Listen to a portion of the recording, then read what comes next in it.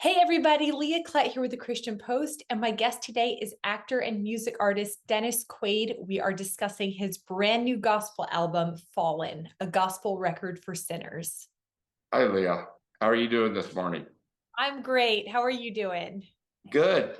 Well, Dennis, I'm excited to talk to you about this album and about your testimony because you are so vulnerable about your past, your struggles with addiction, finding redemption in Christ. And I really enjoyed watching your interview with Bill Gaither.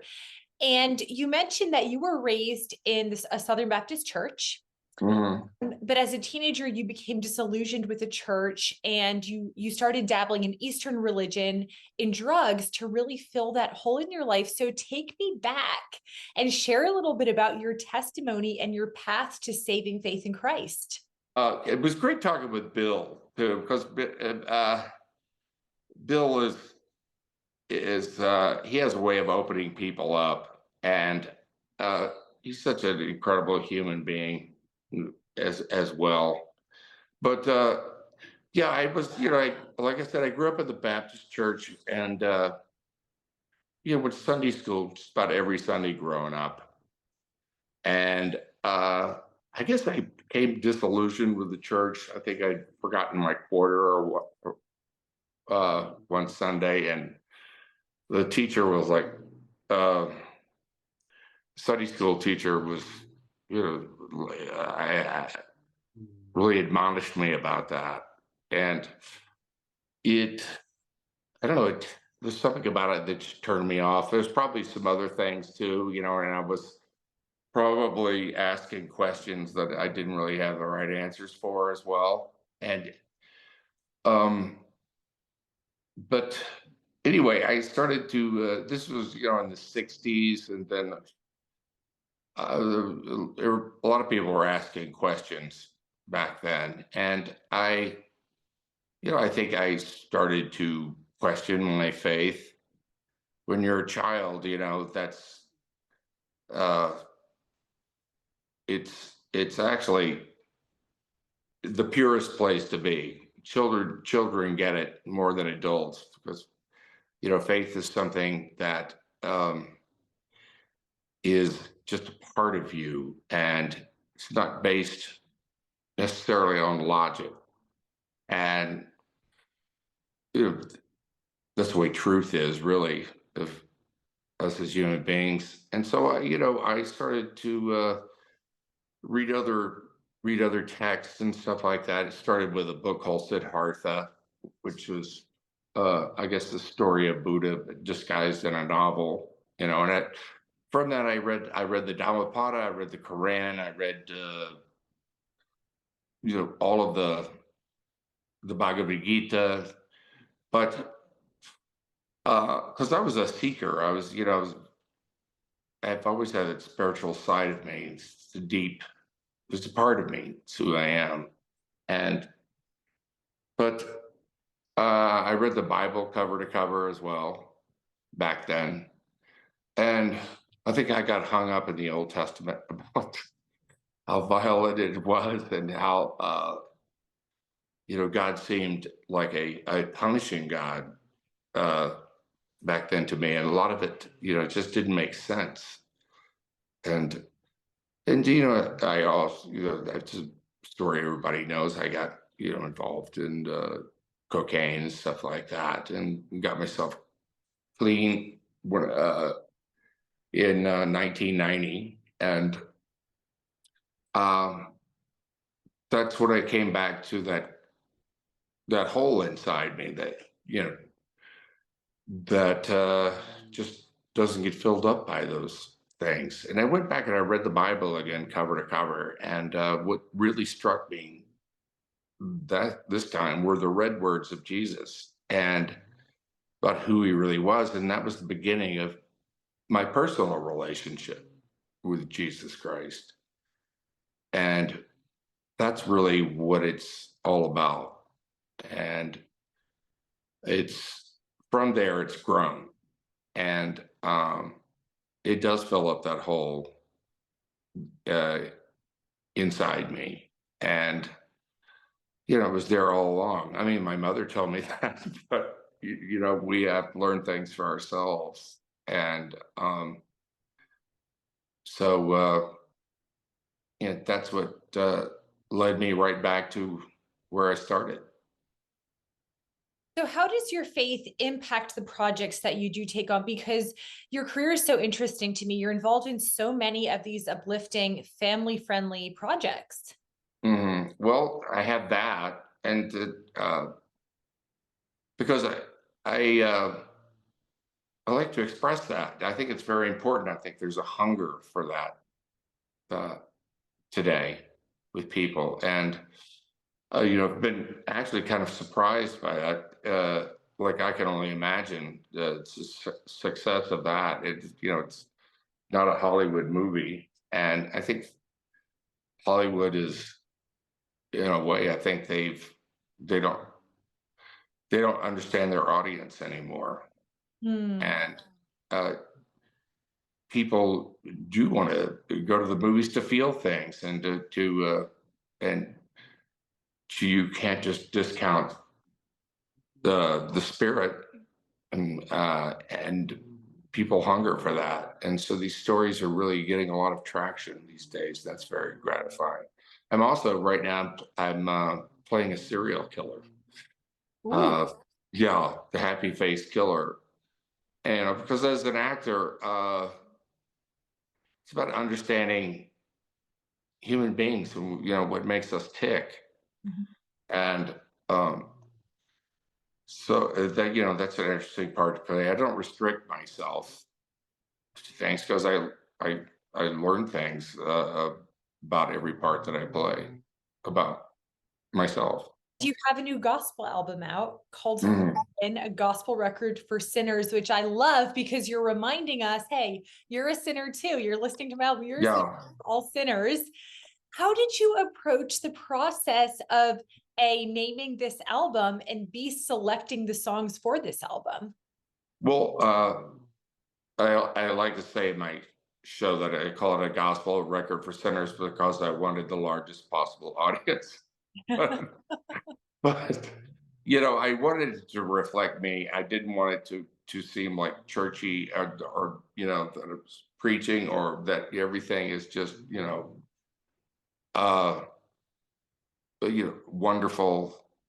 And um so yeah, I thought it could wanted to reach people that maybe don't aren't in that world as well, as well as people who are in that world, because we're all sinners, and it's by grace that we're saved, and that's free. It's redeemed. So it means by free, we actually don't deserve it, but we get it by grace anyway. That's what I want the songs to reflect. That the record is, as a total, I guess, is a really story of my spiritual journey. Is there significance to the order of the songs as a reflection of your spiritual journey? Yeah, and that wasn't. I didn't really think of that when I was doing it. It was my wife who really came up with the order uh, of the songs. Because she knows me pretty well, and there's a structure there uh, with it, going from this life to that, to uh, the other life, the beautiful life. Well, Dennis, you are a household name. You are in so many incredible films, a part of so many incredible projects. How has Hollywood responded to you being so vocal about your faith and about God's saving hand in your story? Have you faced any backlash for that? No, I don't. Not yet. Not really.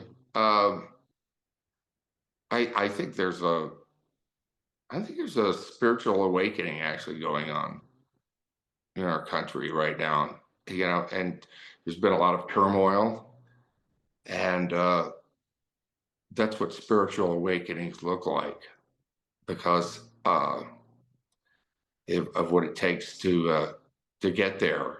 And I think we're right at the beginning of it. And it's, I would say backlash. Maybe it's a lot of people don't understand it, uh, or they don't see it, and they don't even know about it, or whatever. But it's it's. I know the reaction I've gotten out in the middle of the country when I go out there, and here in California too, the places I play. I played Greg Laurie's church out here, which Okay. was fantastic. Went to the Riverside Church and the other one as well. It was the first time I ever had like a 5:30 in the morning sound check. So, but and but yeah, it's the people, the audiences that they get it. Mhm. What type of reaction have you gotten from this album? Because I listened to it and I mean it's such a compelling album. It does you can't listen to it and not feel something after immersing yourself in these words. What type of reaction have you gotten? Really, really great reaction to actually, and different people liking different songs that they relate to, and that's really what I wanted to do, was to touch people and have them relate to the music, maybe seeing themselves in it. What was it like emotionally for you choosing these songs, singing these songs? Was that a spiritual experience? What was that process like? Yeah, a lot of it was because I wrote. See, I think I had two of the songs. I had Fallen written before, and On My Way to Heaven I had written way before uh, I did the record. And then the other songs, that composed by me, they were I wrote while we were doing the record, and so there was a lot of reflection in that, and really uh, delving into my own story, my own spiritual story, and my relationship with God, and the the other traditional songs were songs that I grew up in the Baptist church uh, listening to, and that I remember being a kid. And the Lord's Prayer I have in there because when I was a kid, television stations, they didn't stay on 24 hours a day. They would actually sign off at the end of the day, and there would be a test pattern, that you look at for until they came on in the morning. But right before that, when they were signing off, they would play the Lord's Prayer with Bing Crosby uh, singing it, and it was going through the clouds. I guess it was kind of like the very first music video, really. But that was the sign off every night. So that's kind of why I did a version on my own, put that in there. Because the Lord's Prayer actually, was written by Jesus Mhm. himself, yeah, that he gave to his disciples to teach them how to pray. Was that a full circle moment creating this album and going back to your childhood, going back to those early years in church, hearing the scriptures? Yeah, that I've read the Bible, like, I think 4 times just straight through. I refer to it a lot when Bible study and devotionals and things like that. But to read it straight through and just feel it as a whole, and I think that's a lot where the songs came out of, and inspired by. Every Everything that a human being can feel, any act that he could do, there's nothing that happens in life that's not in the Bible. And Mm, sometimes when we read it, we don't even understand it because sometimes we haven't experienced those things. mhm. And um, that's what rolls over me about it, and I think that's why it's different every time we read it, because we're at different points in life. And I don't know if I answered your question with that, but that's really kind of how it influenced what I was doing. Well, I love that you say that because the Bible is alive and active, right? We are going to get something different every time we read it. I'm so curious, having read the Bible through 4 times, what is your favorite book of the Bible or your favorite passage in the Bible? Uh, I in the Old Testament is Solomon. What is it? Ecclesiastes, that where Solomon is talking about how his life, looking back on his life, and uh, I like the Book of John actually in the New Testament.